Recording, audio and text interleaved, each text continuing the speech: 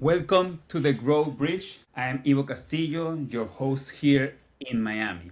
This podcast is for entrepreneurs and leaders with strong ties to Latin America who want to understand how Anglo founders think about growth, leadership, and decision making, and how they apply their mindset to your business. This is episode 13, and today I'm excited to have Shawn Khorrami.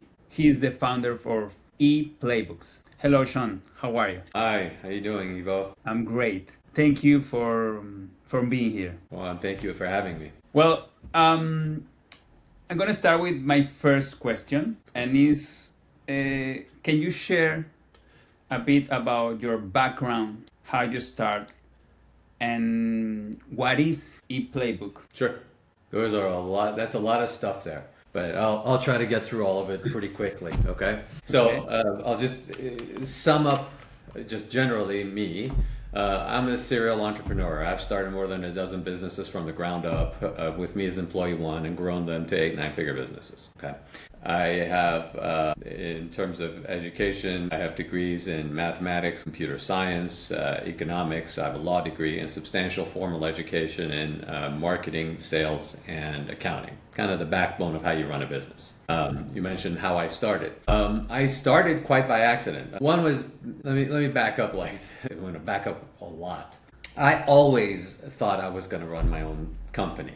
Okay. And that was a lot because when I was a little kid, as long as I have memories, my dad had his own company. We were in Iran, so we're immigrants. I was born in another country.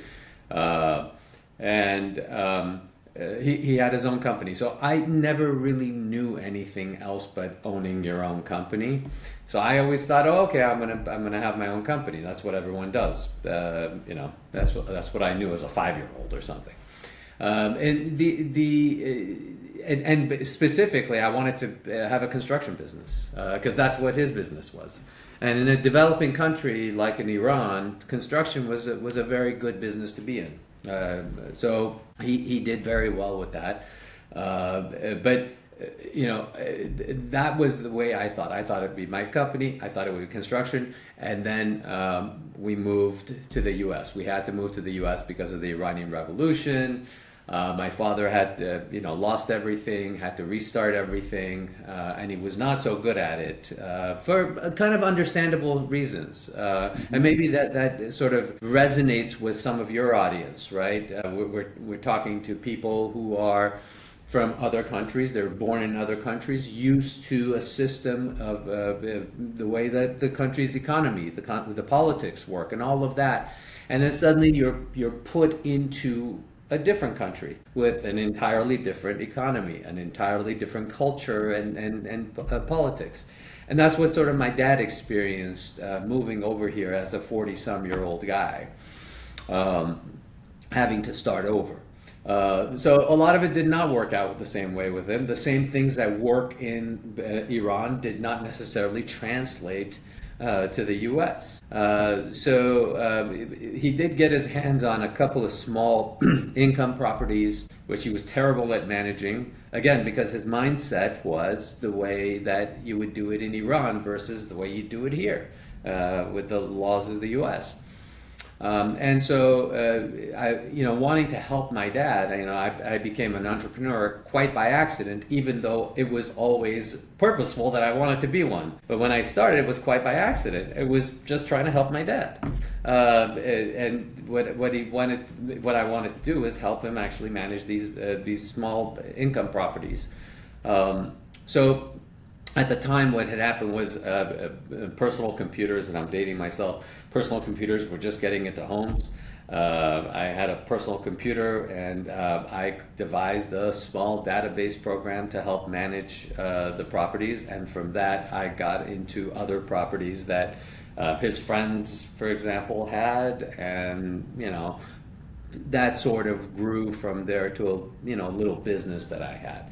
And that was the first time that I started actually doing business and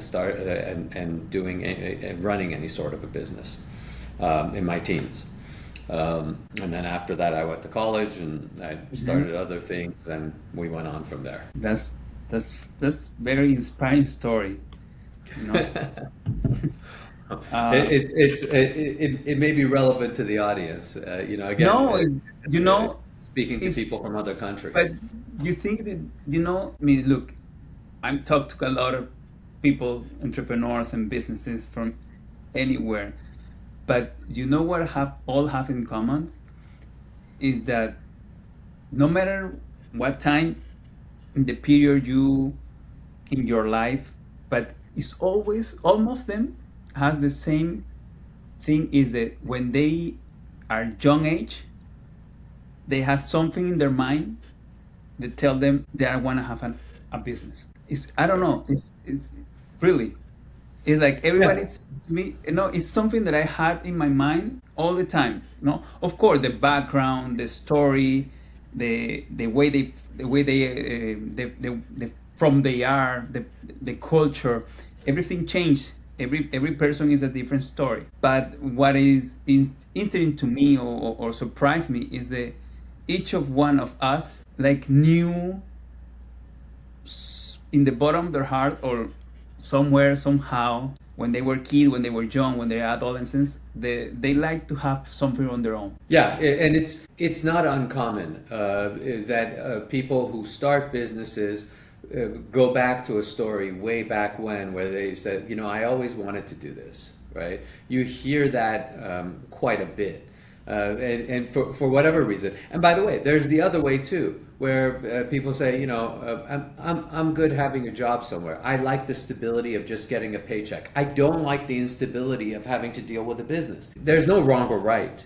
Yes. It's just different ways of living, different ways of thinking, and both are correct ways of thinking. It's just what fits you and fits your personality.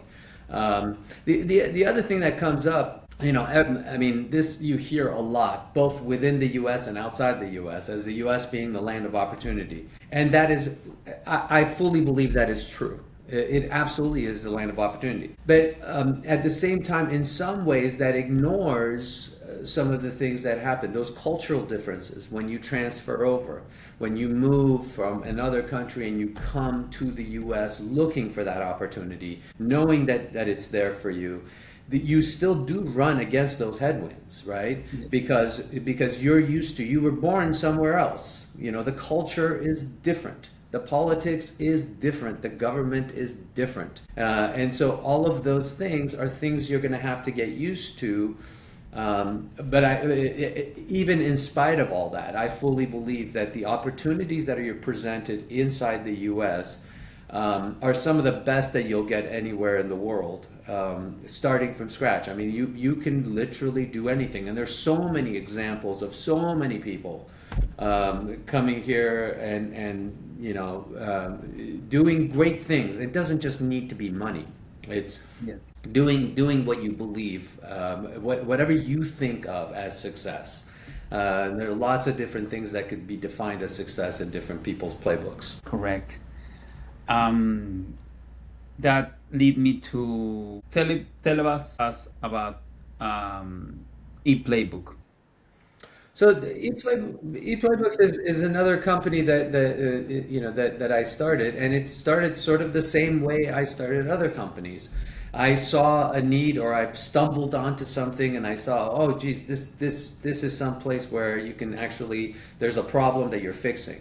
The way I sort of think about everything is that way. That's what I mean. By and large, almost always. I mean, even the story I told you with my dad, right? I saw a problem. I was trying to help someone, and so that's how the business came to be. Same thing here. What had happened was people would come to me with different business problems. Family, friends of friends, those kinds of people. And then it grew from there, where they would come and say, "Hey, I heard you fix this, or I heard you face this kind of a problem. Can you help me?" And out of that grew this sort of mentorship group that I had, where people would come to me and they would say, "Hey, I have a problem with my business. Can you help me with this?"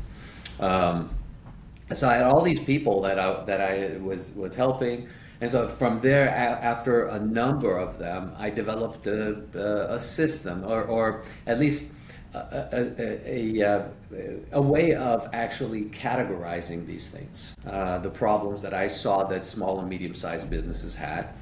And then once that happened, just the way my mind works, I thought, this is one, I'm getting some really good business ventures out of them. I like the concept of someone having developed expertise in, for example, developing a product and then coming to me for the business side of it, of whatever help I can give. That partnership I really love, because it doesn't require me to go and find the product or develop expertise in every single aspect of something. I can work with someone who has some expertise and then bring in whatever I can contribute to it. So I like that concept of getting, doing business.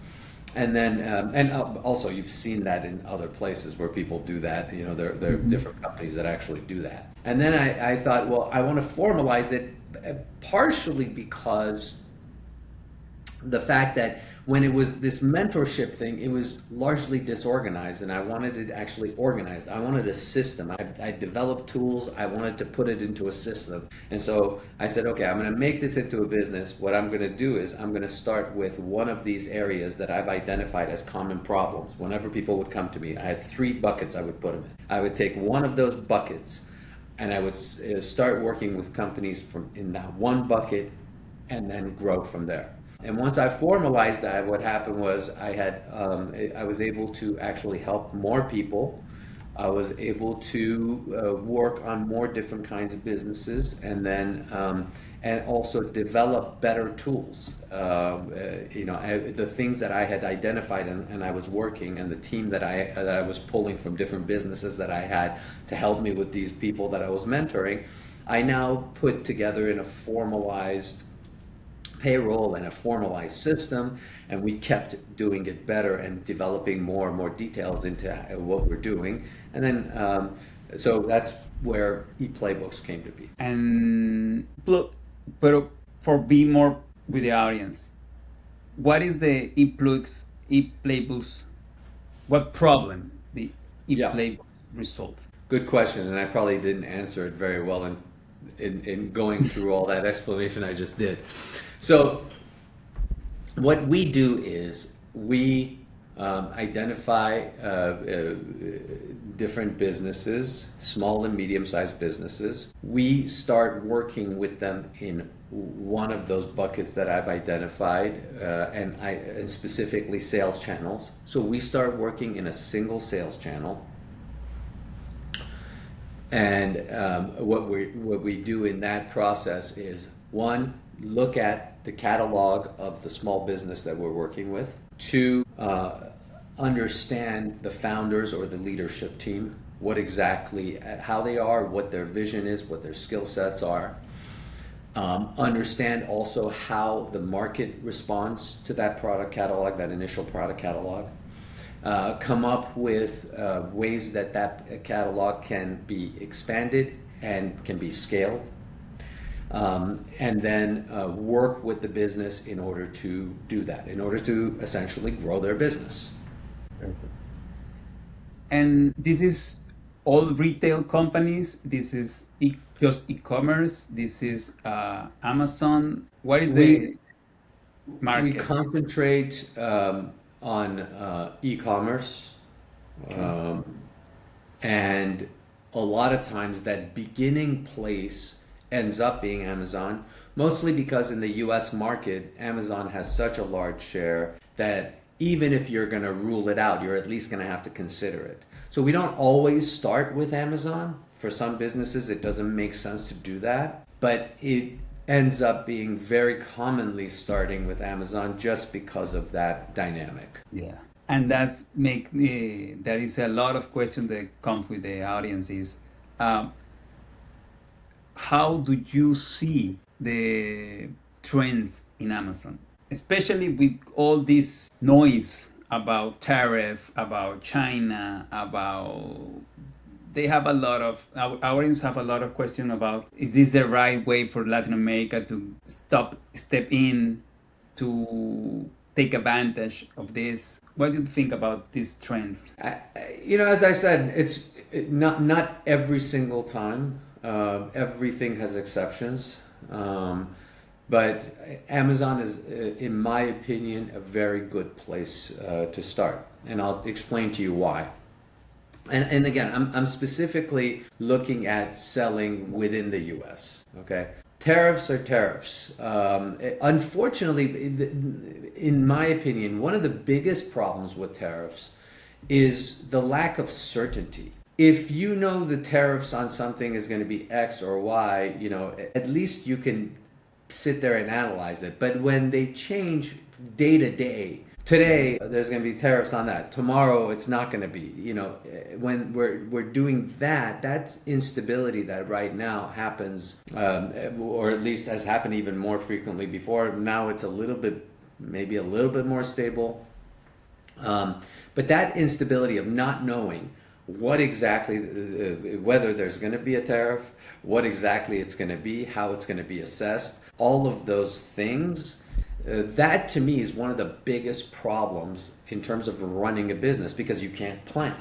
Okay, and planning is one of the most important things you do in a business. But the existence of tariffs to me does not change the dynamic of what sales channel I start with, at least with the companies that I work with. Because those tariffs are going to be there whether or not you're selling on Amazon, off your website, or anywhere else. Those products are going to have to come into the country some way before you sell them, and that's when a lot of times you're dealing with the tariffs. So in that way, that doesn't change the way I think. Again, there are exceptions. Somebody will always come and say, "But wait, there's this thing that happens that with my particular products or my particular catalog." I fully admit that whatever you say, there's going to be exceptions to. That's just fact of life.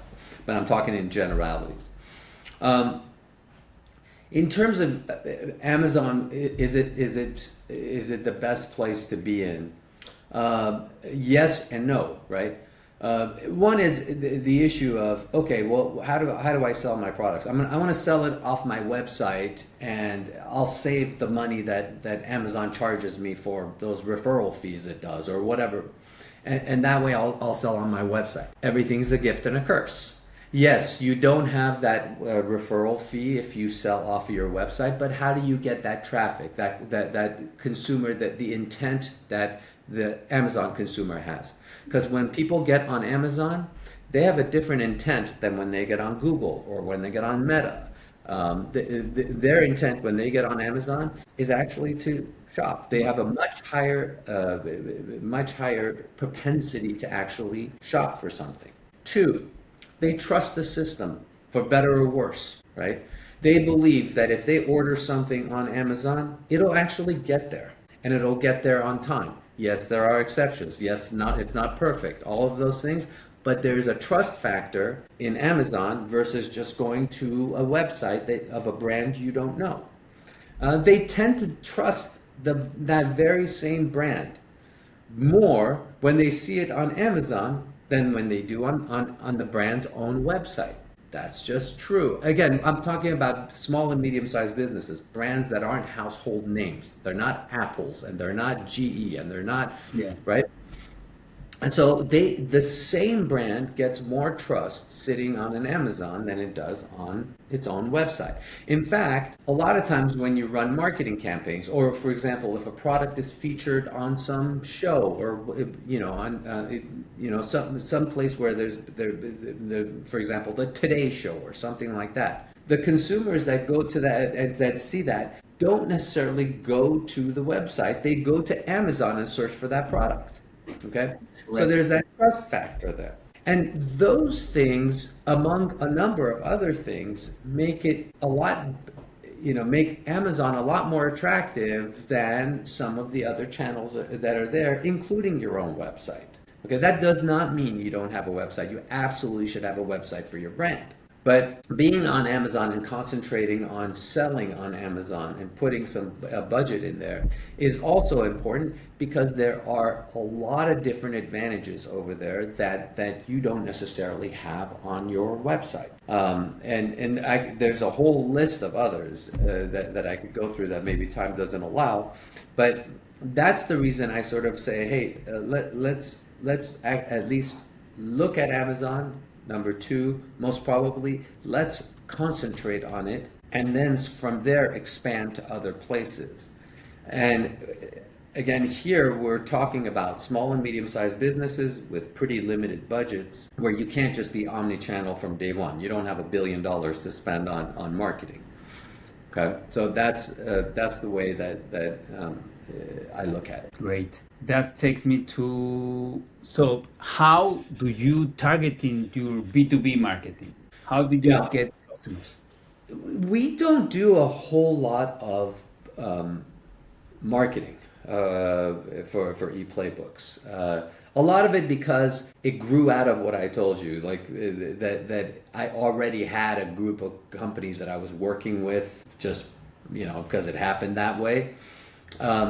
And also because our concept is different. We're not in the business of accumulating contracts. We're in the business of creating long-term relationships. And our leadership team, including myself, work with every single one of the companies that we actually directly work with them. It's not like we sit there and we just have a system that we just run through and we have a whole, we have some low-level employee that runs through it. Yeah. We're actually working with the businesses to make them grow. So yes, we have a whole team from clerks up to people who are C-level people that actually consider what exactly is going on and look at the scaling and the expansion of the business we're working with. So we have a limited number of spaces that we can fill, basically. And so in terms of marketing and seeing them, a lot of times they come across on LinkedIn. Either somebody from my team contacts them or they contact us. And that's how we get to meet different business owners, or they reach out to us through our website. That's another way we get to reach. We get to meet the companies that we work with. We don't really have that much marketing past that. Perfect. And in terms of perspective, how do you see E-Playbooks, and how do you think it will be the market in terms of next year? The funny thing is, I actually tell clients this, they'll hear this.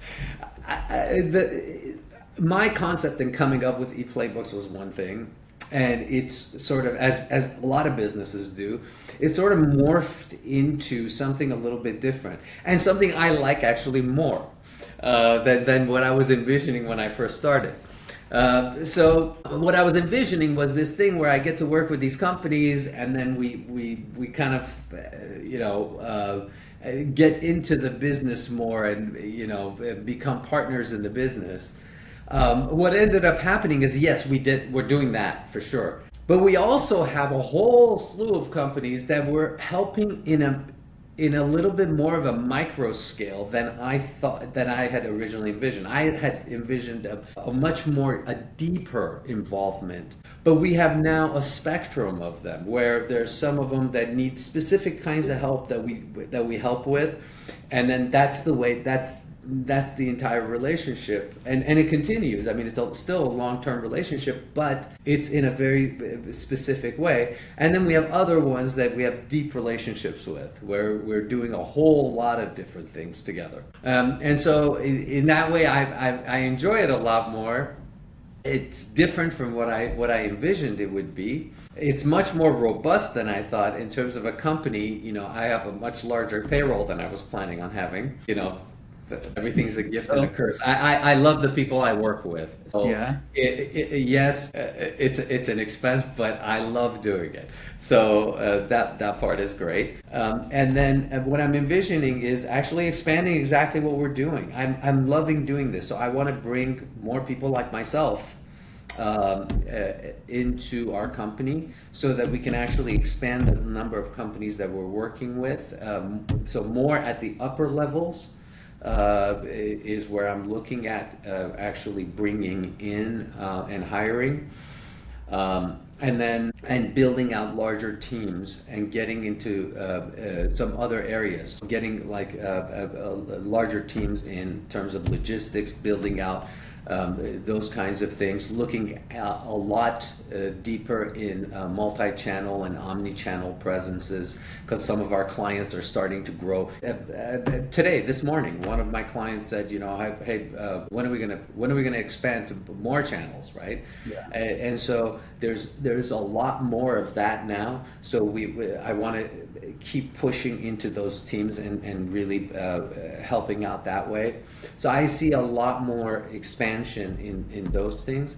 I see a lot more expansion industry-wide at a macro level in terms of what e-commerce is and what it's becoming. It's becoming a lot more complex. There are a lot more opportunities, but it's a lot more complex than it used to be. So I feel like there's a lot more need for what we're doing as we go along. But it has to be something robust. It's not just a question of, I believe that the involvement that we are going to have is going to be a lot more robust than it has been when we started. So for you as entrepreneur, what is the thing? What is the core metric you look at when you want to grow your company? What is the metric that you focus on? And for you, when you say, okay, now I'm scaling, I think there is a different sensation when you're an entrepreneur. One thing is what the company you're looking for when you say, okay, the company is good. And one thing is when you're an entrepreneur, okay, I'm going to make the right move. You look at different things.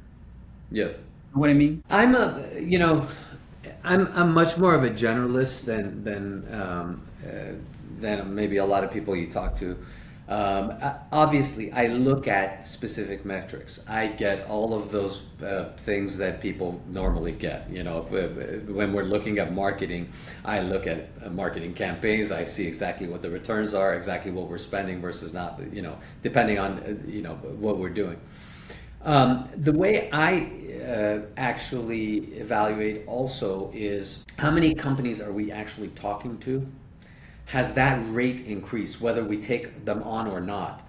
Has the rate increased? What exactly are the problems we're seeing? Are we seeing more of the things that we're looking to see? So it's kind of funny because I have my own metrics for how this business is developing and may be totally different from what other people look at. Okay, so just bear with me because that's the interesting thing. That's the interesting thing. You tell me, this is really interesting. I mean, I see. Yes, there's the accounting part. And everyone does that. I look at what is the trends. What am I looking at in terms of trends, in terms of what this business is going to do? And what I look at is, okay, who's coming to us? What exactly are the problems? And what are we seeing in terms of the need to solve those problems to the extent we want to be involved with them? Are we seeing new problems that we want to solve? Are we seeing with the current clients that we have new needs or new things that we can service? What are all of those things? And we have categories of all of those things that we have listed. And so, that goes into exactly what I was telling you, where we're hiring, what kind of program we're running, whether we bring more people like me into the fold so that we can have more on the upper side, which is what I told you we would want to. And that's because what we're seeing is a lot more of those companies come to us with the problems that I mentioned. Plus, we're seeing a more desire for a more robust engagement across multiple channels. And so that would require more on the management side for us. That's which is what I described to you, and that's sort of the way I begin to look at.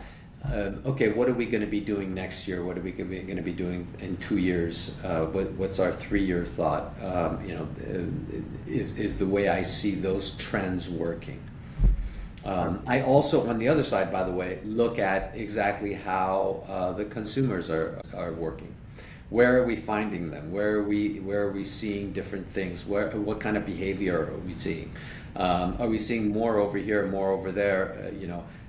What kind of engagement do they have? What are they looking for? How are they changing? How are their habits changing? And those things are affected by many, many things. So it's very difficult to predict as you go out into, like, once you even hit 3 years, which is not that long. It's very hard to predict those behaviors. I also try to look at exactly where the sales platforms are going, what there is currently, what they're doing, what the cost structure is, what the profit structure is going to be, and then what else is on the horizon, what is coming, in what direction are they going, and try to sort of predict those things, and that put all of those things together, and then you have some sort of planning, which, as with any planning, is subject to alteration as time goes on. Yes, correct. And my last question will be, Shawn, how is your mindset? What you can tell to our audience about your mindset as an entrepreneur? How you think, how you visualize things? I'm not sure if I'm going to answer your question the way you want it answered, and if I'm not, tell me, and I will adjust. But my wife always seems like a complete Debbie Downer to me. I tend to be the eternal optimist. I think that as an entrepreneur, one of the personality is a rosy picture that you see, for right or wrong. Okay, you could be wrong, you could be overly optimistic, things can go not as planned, but you kind of have this, and it's the way I think. I have a mentality that there's a lot of things out there that can happen, a lot of them that can go right, and there are a lot of opportunities. I don't have much of a scarcity mentality. I look at as there being infinite possibilities. And I see that, because I mentioned my wife, not because she's this, all the time down or anything like that. She's actually a very happy person. But when it comes to predicting things in the future of business or things like that, she tends to be what she would call more realistic. I call it more pessimistic, right? And there's degrees of that, right? At some point you're being realistic, at some point you're being pessimistic, at some point on the other direction, it's a spectrum. You're being overly optimistic and you're not being realistic, right? So I tend to be over here on the optimist, realist, overly optimist side, and she tends to be on the other side. And so in terms of mentality, generally, that's the way I think. And I'm always looking for different opportunities. I always see I'm constantly looking for trends, constantly looking for different problems that we can fix, right? Whether it's in E-Playbooks or another entity that I'm running, that's just the way I think. And I also think part of being an entrepreneur, and what sort of, I believe, what sort of turns people off of it is the constant barrage of problems, okay? And it absolutely is that. If you're running a company, there's a constant barrage of problems coming your way. It's just like an avalanche constantly, right? I view my role in any company that I run as a problem solver. That is my role.